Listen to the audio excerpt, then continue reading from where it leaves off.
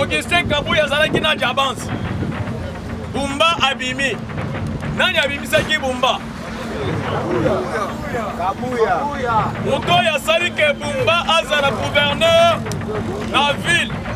Yakin c'est Augustin Kabuya. Lelo Bumba il ne pas ses marche-pied. Marche-pied na ndenge nini. Il fallait bayana kombo ya UDPS. Pas flatter UDPS. Bumba abimi gouverneur. Grâce à l'UDPS. Augustin Kabuya. Abimi si brevet. Après si va député. Do salina matinée 2 fois. Y'a que ma député na biso va honorer parti. Y'a des députés qui va honorer parti, mais ça va député nini. 1. Lobby Israël Moutal. Est-ce que tous les combattants de l'UDPS, ils ont combattu l'UDPS? Je m'adresse même à côté des communicateurs.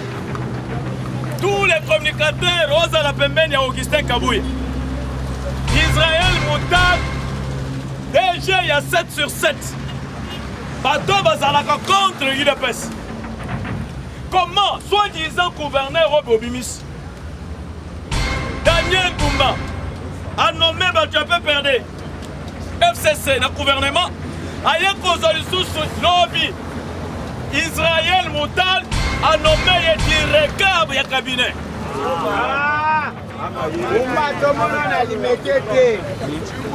Ah, il y a sous.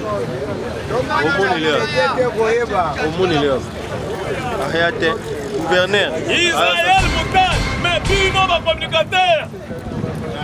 Parce qu'il y a eu des passes, les gens intellectuels basatés. On est à injure, Oyo, Augustin Kabuya, Nabumba Bafingi Bino.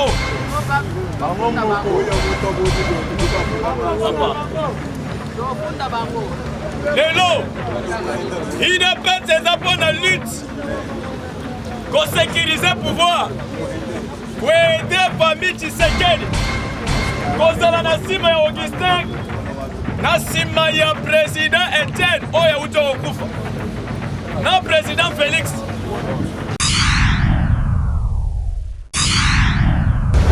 La carte à UDPS, nous avons ma structure, ma Asbel. Comme ma vision Fati, Asbel, mais au sein de l'UDPS. F2. Asbel au sein de l'UDPS, force du progrès au sein de l'UDPS. Mouto Yazo Kamba. Ma structure, même des Asbel, c'est le secrétaire général de l'UDPS. Lelo, comme on dit, ma communicateur, vous soussou, balingi batambola na kombo ya Maman Marthe. Et pourtant que Maman Marthe ezalaka ndenge nini. Soki j'ai Kaboul alinga sale quelque chose, azo senga audience c'est pas Maman Marthe à Telemi. Bakangi photo, auto ou pas maman. Maintenant sur le plan politique, ndenge bateka ba poste bazo batu ya libanda parrainé batu ya libanda ndeko na biso oyo bacommunicateur basaleli campagne. Il y a des parlementaires debout, des communicateurs oyo bazaki na assurance que Daniel Bumba soki abimi des combattants de l'UDPS Bamoussousou bakozana na DGRK bako se retrouver pembeni ya Daniel Bumba. Daniel Bumba abimi oyo ba fédéraux oyo babanda koloba quelque part tozonga nsima. Augustin Kabuya azalaki na diabance. Bumba abimi. Nani abimisaki Bumba? Kabuya. Moto asali ke Bumba azala gouverneur na ville. Yakin c'est Augustin Kabuya. Lelo Bumba il ne pas ses marche-pied. marche-pied na ndenge nini. Il fallait baya na kombo ya UDPS. Ba flatter UDPS. Bumba abimi gouverneur. Grâce à l'UDPS. Augustin Kabouya. Abimisi brevet. Après si ba député. To salina matinée 2 fois. Y'a ba député na biso ba honoré parti. Y'a des députés qui ba honoré parti ba za ba député nini. 1. Lobby Israël Moutal. Est-ce que tous les combattants de l'UDPS, ils sont combattants de l'UDPS? Je m'adresse même à côté des communicateurs. Tous les communicateurs, Rosa la Pembeni et Augustin Kabouya. Israël Moutal, déjà il y a 7 sur 7. Bateau Bazalaka contre l'UDPS. Comment, soi-disant gouverneur Obimis, Daniel Bumba a nommé Batchapé Perdé, FCC, le gouvernement, a eu sous lobby. Israël Moutal a nommé le directeur du cabinet.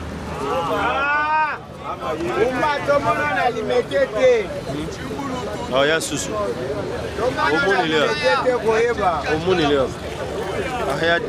Gouverneur. Israël Moutal, mais bino va communicateur. Parce que dans l'UDPS, les gens intellectuels basatés, on les a injure, Oyo, Augustin Kabouya, na Bumba bafingi bino.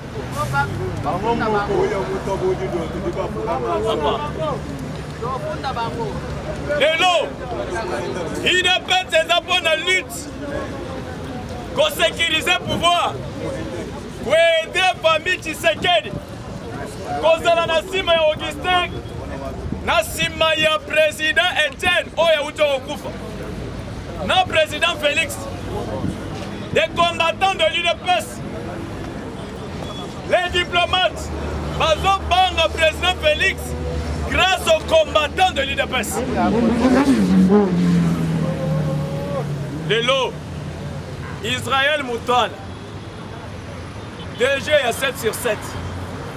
Maintenant, puis nous, communicateurs, les communicateurs de l'UDPS, les flatteurs, les lots, slogan, il y a deux sobika, aussi, que vous allez la Sima Augustin Kabouya Bumba Abim. Mais voyez, au coup, Bango Nyonso Bato Saki Bakoufi complètement. Bato aussi, mais Dokoufi. Pourquoi Bosaleli Bumba campagne? Oh Bumba! Oh CG Bimisi Bumba Bino va s'opposer contre CG. Le lot Bumba Abimi. Récompense à Bumba. Denga Zuba ministre a perdu. PPRD Azana Bananaye. Les bérets rouges à Okosa Bango Barosana DGRK presque par meilleur combattant de l'UDPS. Dans la zone de on a vu soi-disant force du progrès. Il y a des forces du progrès, on va souffrir. Nos forces du progrès ramassées. Dans la zone des forces du progrès ramassées. Bino, oyebi douleur ya université. Oyebi douleur, souffrance ya université. On a ramassé ma kuluna. Yo, on ramassé, on peut se faire ma machette. Maintenant, ma femme Bumba Zakata au sale. Azu peut perdre, mais yo, les avons kabela yo 5 000 francs, 10 000 Napolo. Les alaki religion ya Joseph Kabila. Félix ayaki na religion ya Polo 10 000 francs te. Bato baye na religion ya 10 000 francs Bumba. Na maman na ye. Au moni bien bateki UDPS. Va déstabiliser UDPS. Mais des nationalistes, des vrais tisséguéristes, nous allons continuer dans l'hymne du parti. UDPS vaincra. Bumba a causé la malédiction jusqu'à 3e génération. Parce qu'elle s'est retrouvée grâce à l'UDPS. Il n'est pas combattant de l'UDPS. Azatana Seni la paix. Fédéral n'a été bien côté. Jour n'a été ça. Nous n'avons pas la roue de ça. Oyebi, tosala makelele. Tozonga na histoire ya UDPS. Ndenge Kabuya aza entouré par Bumba Peter Kazadi. Oyebi quelque part. Kabuya subit pression. Kazadi, Peter Kazadi a finga Kabuya. Jour Kabuya bendi Peter Kazadi. Kabuya komi ami ya Kazadi. Bumba pe na Kabuya babanda koyokana te. Lelo Bumba a komi ami. Omoni ke Kabuya bazaka tia contribuer tout le péché oyo Bumba asali na malheur ya UDPS eza na mutu ya Augustin Kabuya. Parce que ye azana discernement te. Le secrétaire azana discernement te. Miss na bangweta eteni oyo eteni alobaki lobi. Eteni pe aza moyibi. Bango balingaki ba mélanger ba combattant na distraction. Osali point de presse. Non, nazalaki na mwana mwasi. Mwasi wana azalaki na cabinet na yo. Bozo wele le 10%. Yebe a sauté le premier que pas Kabuya. Kabuya nommé. Aza mwasi na bino. Boza bandumba. Eteni. Mwana mwasi aza kitoko bimi na maboko ya Kabuya. Augustin Kabuya boya kolinga ye. Après bozo mema magamu na bino. Oyo bosali na mwana mwasi. Bomemi yango au point de presse. Na ba combattant au bakendaki. Distraction au point de presse. Et nous avons ça le point de presse. Vérité nini oyebi. Yogoni susu. Dans ce moment il y a néocolonialisme. Alors que na suspendre l'action sur la permanence. Ozo suspendre. Après ba combattant ba beti mabo. Moto yazo suspendre azana. Il est ni secrétaire. Azo suspendre. Ni secrétaire adjoint. Mais azo suspendre. Après yo pe obeti mabo. Donc il m'a distraction. Eteni plus Kabuya, ce sont des escrocs. Pourquoi sont des escrocs? Il y a pas de compliqué les combattants. Mita Oyo, président Félix, il est seul contre tous. Ni Kabuya, ni Eteni. Bazaba aventurier. Parce que Eteni, les sonini, Eteni, a sa parce que Augustin Kabuya, ceux qui ont un entourage, entourage à Augustin Kabuya, beaucoup de professeurs na kasi. Azara na ba illettré. Deborik, bato bazo pour Israël, to sobika. Ceux qui bazo kanga photo Augustin à se sentir bien, Mobutu. À se sentir ndenge bazo pour Israël, Deborik, pas de conseiller. Bato ba ya répondre à diviser. Oh ya finga kiyo. Au moins il va créer un système ya wera sonne na jibempian. Na permanence. Au lieu qui va sécuriser le pouvoir, Deborik bazo pembenya Augustin Kabuya. Le lot a attaqué. Il y a un communicateur ni na télé mais à défendre. Je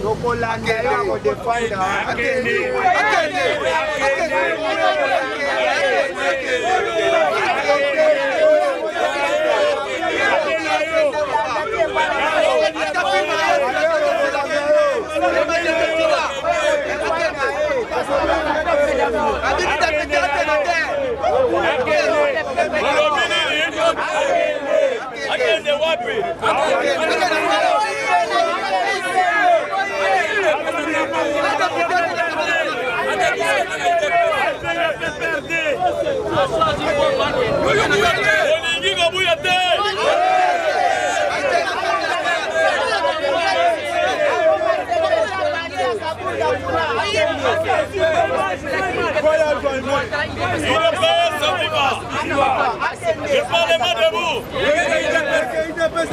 de vous. permanence.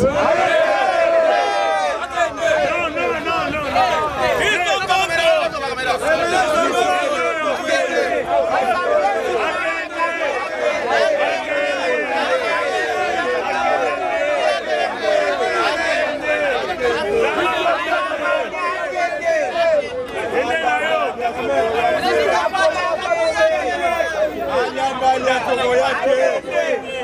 Augustin Kabuya. Kabuya kende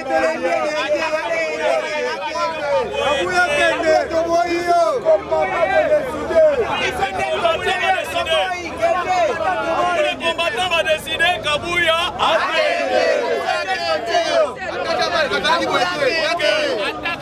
les lots aux amateurs du Zix. Aux amateurs du Zix. Pour reprocher première fois à Yokite, soit deuxième personne. Aucun panaïe pour reprocher ce qu'il a écrit au même milieu devant l'Assemblée. L'Assemblée, c'est que les parlementaires debout. parti ya soni ngai sika nasala ka bana ba mo sekanga no kusa ngepes na mito mutu okomi na se mutu okomi soni moi ndenge soni achare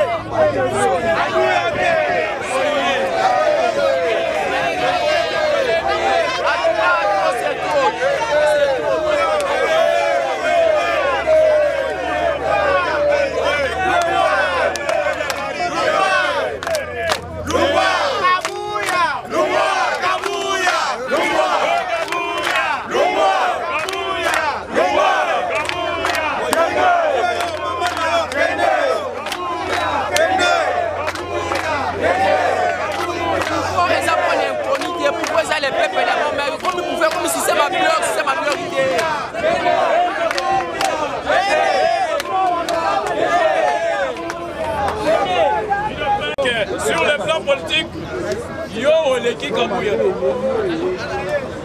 peut-être on peut être influencé par quelqu'un, mais maintenant Otozo Lobela, le secrétaire général, a qu'il faut changer le comportement.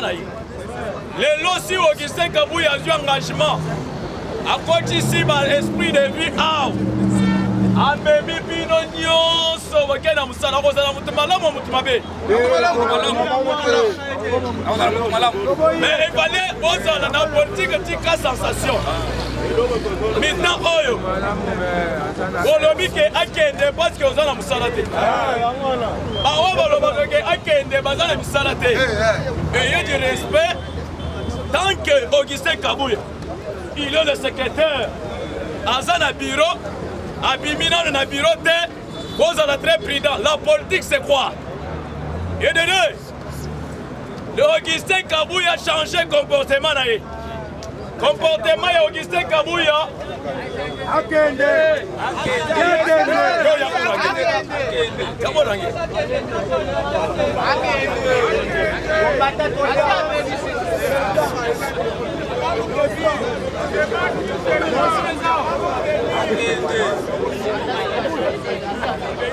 Ok, nazo chité awa, ok ndelo. Est-ce que vous l'avez trop? Nazo chité awa.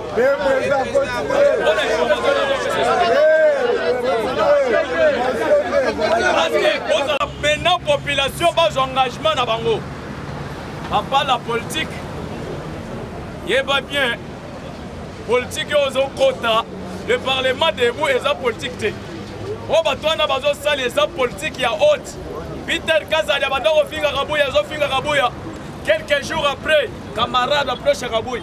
Pourquoi dans le ministère a eu 1 milliard 400 millions.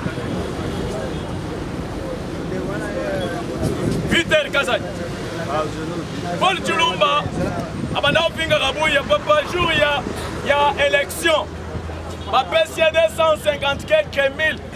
Alien bon, il y a des députés. Bazara Bakardo Oyo, Bazo intoxiqué Bisso. Bango Nyonso sont des escrocs au sein du parti. Il fallait que la jeunesse, parce que pour l'année, il fallait affaiblir la jeunesse. Bagabe Missa Moutoyali Boumo et Amis. Amis, Abimi, Azana eloko ata moko te azosala. Maintenant, Amis, il a engagé les combattants dans Roger Frem. Vite.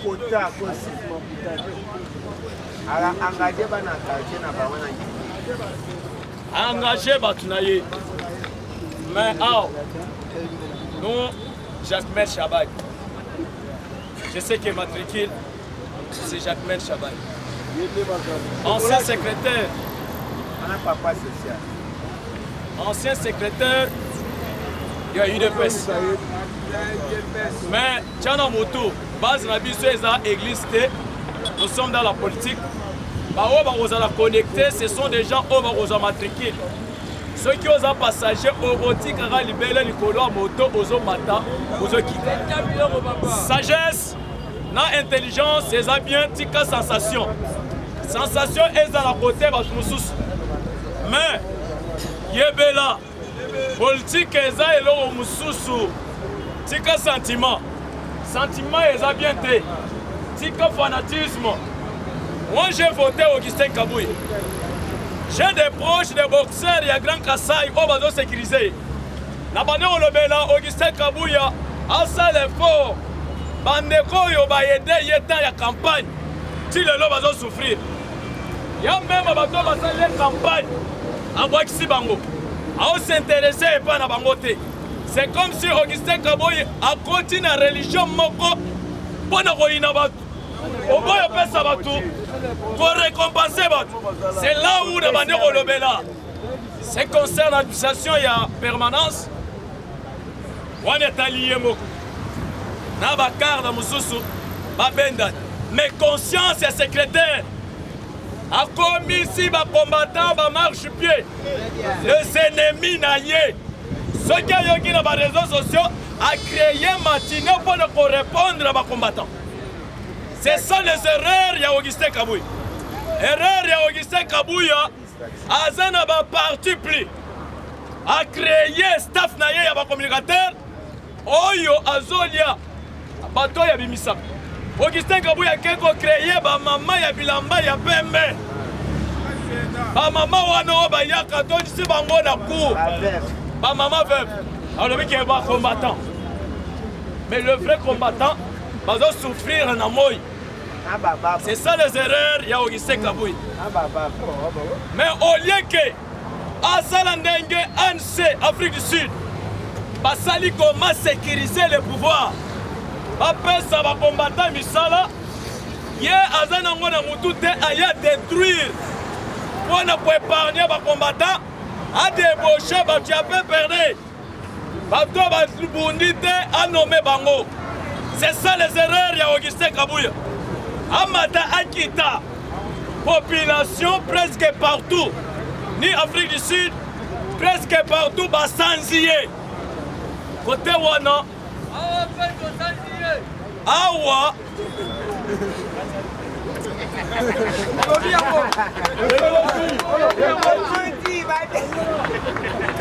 awa osanziye ok tosanzaye libé tosanzaye libé retournez page est de la République Kenya Tanzanie Rwanda va dénoncer na ba chaîne na bango que tozana sommet na Zanzibar. Mais oya biso gouvernement babombi yango tala retour ministre Olivier Affaires étrangères rwandais a composé a tweeté le but que toke pour ça la discussion. Il y a négociation na RDC. Retour ezongi na camp. C'est pourquoi bon mon équipe Patrick Mouyay yembango briefing na RDC. Avant Bakende, il fallait à Salango avant. Mouyay a Salango te. Retour. Maintenant des Congolais. Oyo bazaka mayele te ba membi yango ba bande ko finga président Félix. Ya lobi ka négocier na Rwanda. Ake ko sala ni na Zanzibar. Bona ko négocier. James Rabareba azaki pe na Zanzibar. Na Tanzanie. Dans le retour, ministre des Affaires étrangères, oh, il y a bien sûr moi. aza na maîtrise ata moko te. Bake kuna basololi barwandais babimisi balobi ke toye konégocie na RDC. Retour babanda ko se justifier et pas na biso eza nini justification koya ko se justifier au moni non ezalaki bongo. Pourquoi pas dénoncer bien avant que bakende Zanzibar. Comme maintenant na sentiment toyemba Fati Beton. Parce qu'il y a les erreurs. Oyo président na kati ya kosala na gouvernement na ye biso tozobeta maboko. C'est la population qui a réveillé conscience à chef de l'État. Parce que ceux qui population totelemi système ya sentiment et aussi la naoya. États-Unis ont s'opposé. Nous avons félicité nous messages Poutine. Poutine a bombardé la capitale de Kiev. Il a bombardé la capitale de Kiev. Monsieur James, le secrétaire de l'OTAN a zone. Avec la Chine et la Russie, qui va humilier autant les États-Unis. Je sais, accomplissement il y a Daniel 11. Quand les rois du Nord vont se réveiller, les rois du Nord vont frapper la grande nation. Mais non, ministre des Affaires étrangères russe, il met en garde autant la Russie. La Russie va être prête pour nous attaquer, déstabiliser les États-Unis. Après le Conseil supérieur de sécurité, où il va s'en qui lobby Bintou Keït. À lobby, non. Le M23 va déjà dans le sud Kiv. Mais tous le gouvernement. Gouvernement, non président Félix. Diriger les demi-continents et ça différent dans Philadelphie, place à Bondela. Philadelphie, son pasteur Roland Dallot a distraire le président Félix. Parce que Roland Dallot a joué au rôle de impérialiste. Alors que Félix a demandé de triquer troisième. Roland Dallot. Maintenant, ceux qui ont tali système Roland Dallot pour affaiblir le président. Le président paye à te belé, ma salaire rare grave, parce que je suis membre de Philadelphie. Félix Abosani qui est dans le régime. Il y a Joseph Kabila, le FCC mobile, je suis à Philadelphie. Roland Dallot, dans la campagne Escalinga qui présente Félix.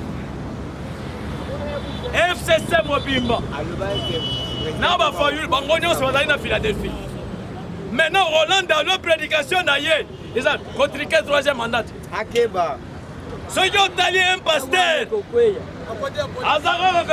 contriqué le troisième mandat, ils ont une puissance de carrément. Ils ont un molimo Moussanto de Roland Dallot. Ils ont financé comment affaiblir le président Félix. Mais non, Bintou Keïta lobby que M23 va dans la Sud Kivu.